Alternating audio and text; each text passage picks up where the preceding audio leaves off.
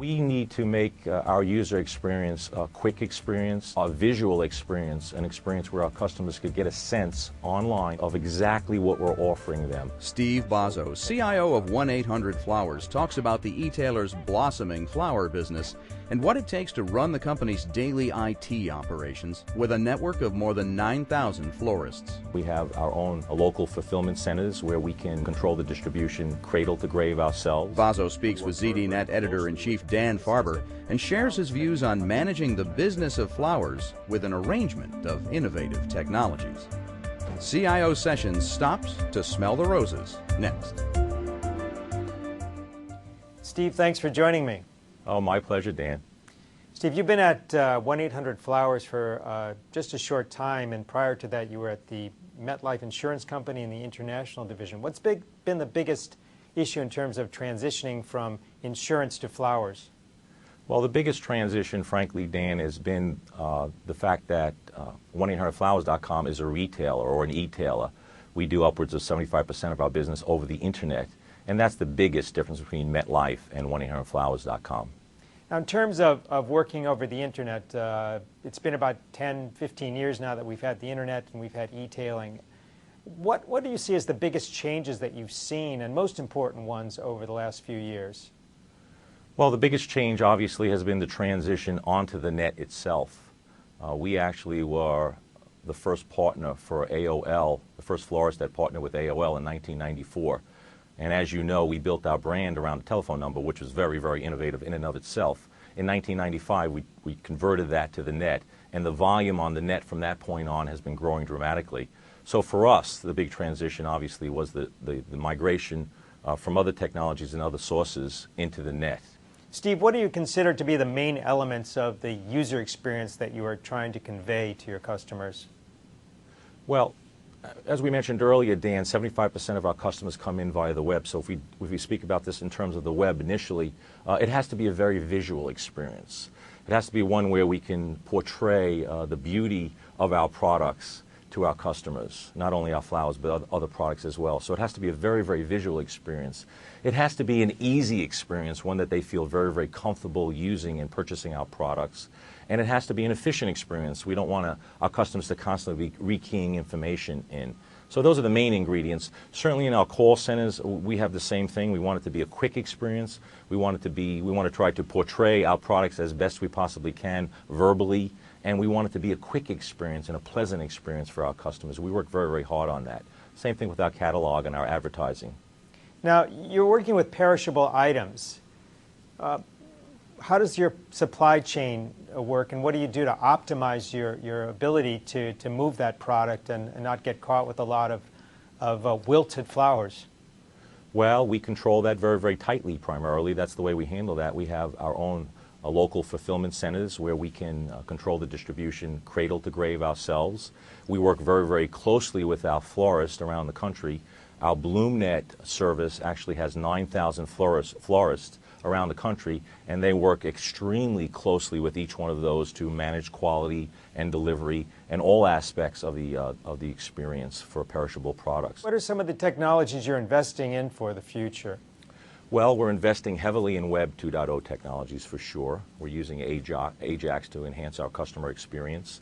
We're using web technologies. This past holiday for Mother's Day, we had a mobile site up and operational, which was very successful for the first time. So in other words, customers from their mobile devices could order flowers very easily with a nice user experience? With a nice user experience, that's exactly right, Dan. And beyond that, we're enhancing that for one-click capabilities and way beyond as our customers embrace that technology. So we're right there with that technology at this point.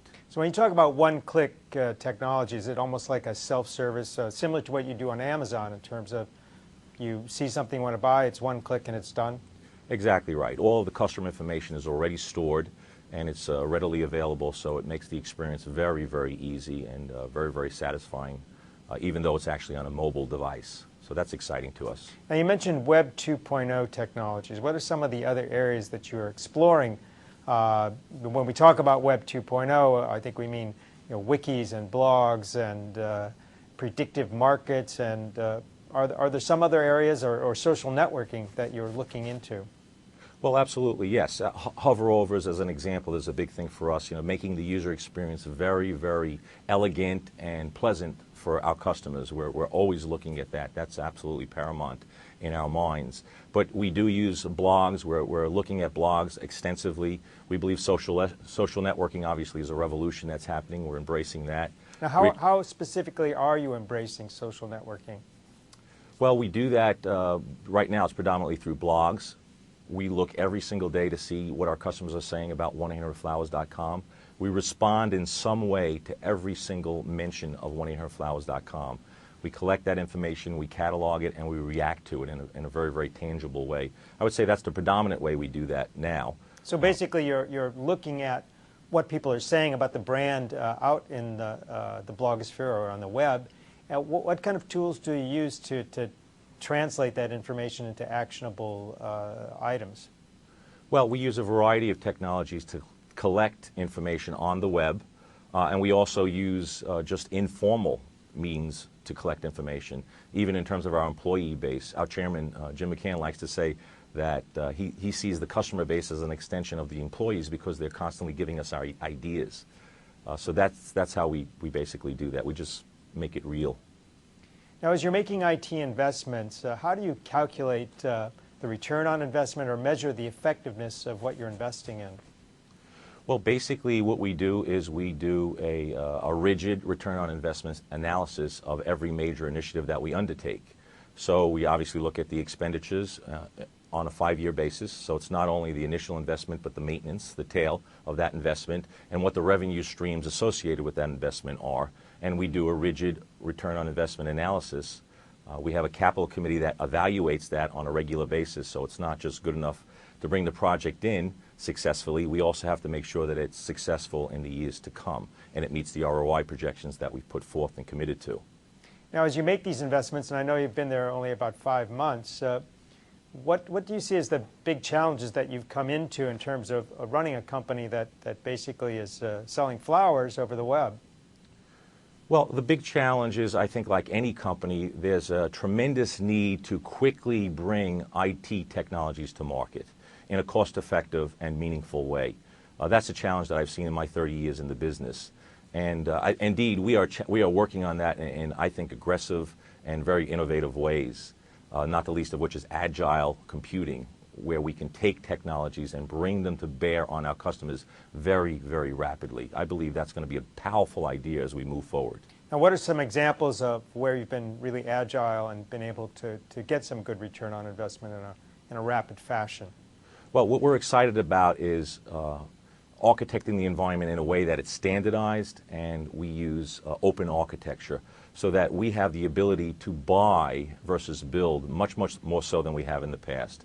Many companies are developing very interesting and innovative products that we're able to assess carefully in the marketplace and then quickly bring into our environment so that we can pilot that technology, and if it turns out to be viable, quickly bring it into the marketplace. From the standpoint of your infrastructure, obviously you have to deal with a few days where you have some extraordinary peak usage, and how are you managing that? Well, that's a huge challenge. We need to build our infrastructure to manage the peaks, obviously, and then the rest of the year we have that excess capacity. So basically what we do is we scale our environment horizontally. When we need additional hardware or software, we scale the environment horizontally. We do that in 3 hosting centers around the country, and we build the environment to satisfy the peaks. When we don't need the environment for the peaks, we expand our development environment and we start virtualizing, so we're tapping into those resources more and more so that we use that excess capacity to prepare for the peaks. And we make more efficient use of that technology as best we possibly can. So you're not outsourcing in terms of using an external service when you need peak hours, as you might for an electrical utility. You need more power, you simply go to the grid and get more. Right. We're not doing that now. We're, of course, exploring that in a variety of ways. But the applications that we're supporting are so mission critical to us during our peaks that we're a little hesitant to do that. But we're absolutely pursuing that, as well as a variety of options to see what we can do to help better manage our peaks, not the least of which is to even out our revenue stream over the year. So what kind of utilization are you getting on your servers and storage given that you're built for peaks, but those peaks are fairly rare? Well, we could peak at 70%, 80%. We monitor our peaks very, very carefully, obviously. We want some headroom during our holiday periods. So even off-peak, we're monitoring everything. Every single component in our environment is being monitored and analyzed on an ongoing basis. Performance, response time with respect to performance, capacity on each of our servers, the utilization of all of our servers. So we do monitor that very, very carefully, Dan. But we're pretty careful not to exceed about a 70% peak, I would say. One of the other major topics we hear about today are companies moving toward green data centers, and also just in terms of your own product, how much are you focused on providing more kinds of green and organically grown product? Well, we do take, obviously, going green very, very seriously for a variety of reasons. From a purely selfish perspective, we obviously want to keep our costs down as much as possible, but we're absolutely very, very concerned about our environment. From an IT perspective, our 3 data centers are outsourced, so we work very, very closely with our vendors to keep our electrical expense down and our usage of electricity down as much as we possibly can. So we're almost naturally driven to be as efficient as we possibly can with our resources. I just have to ask this question. Do you have lots of flowers around your shop? We certainly do, absolutely. They're beautiful flowers. Well, Steve, thanks very much for speaking with me. Oh, my pleasure, Dan. I've been speaking with Steve Bazo, who is the CIO of 1-800-Flowers. For CIO Sessions, I'm Dan Farber. Thanks for watching.